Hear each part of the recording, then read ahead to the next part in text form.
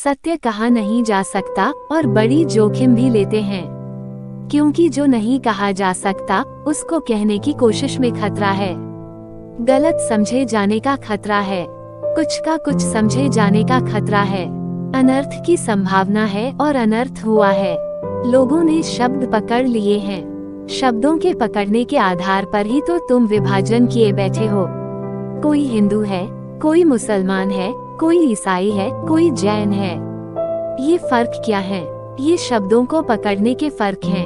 किसी ने मोहम्मद के शब्द पकड़े हैं तो मुसलमान हो गया है, और किसी ने महावीर के शब्द पकड़े हैं तो जैन हो गया है।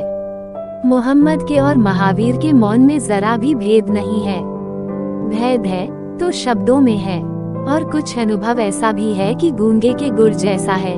अनुभव तो हो जाता है, स्वाद तो फैल जाता है प्राणों में, लेकिन उसे कहने के लिए कोई शब्द नहीं मिलते। जानते हैं संत निरंतर स्वयं ही कहते हैं, एक समय की बात है, लात्से ने वृद्धा होने के बाद अज्ञात में प्रवेश करने का निर्णय लिया। जब इस बात की जानकारी वहां के सम्राट को हुई तो उन्होंने उनसे कहा कि आपने जो साधना की है और जो अनुभव प्राप्त किए हैं, उन अनुभवों को पहले हमें बताएं, फिर आप यहाँ से प्रस्थान करें। लात्से ने कहा कि मैंने जो कुछ भी पाया है और जो कुछ अनुभव प्राप्त किया है उसे बताया नहीं जा सकता।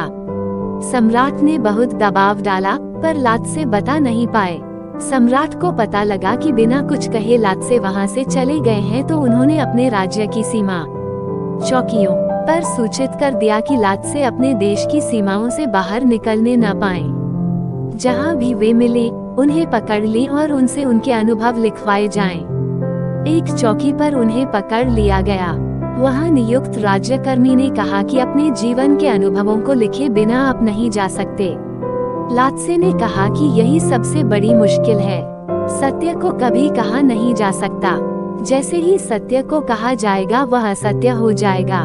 राज्यकर्मी ने कहा कि मैं कुछ नहीं जानता। यदि मैंने आपको यहाँ से जाने दिया तो मुझे मौत की सजा हो जाएगी। मुझे बचाने के लिए ही आप कुछ न कुछ लिख दीजिए। कहते हैं कि विवश होकर लात्से को लिखना पड़ा और उन्होंने जो कुछ लिखा उसमें पहला वाक्य था, सत्य को कहा नहीं जा सकता।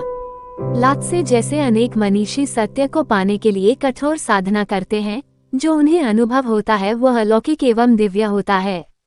जब वे उसे व्यक्त करने में, कहने में असमर्थ होते हैं, तब भला हम जैसे लोग सत्य के संदर्भ में क्या कह सकेंगे? हाँ, सत्य की तलाश में जी सकते हैं, उसे जीवन का ध्येय बना सकते हैं।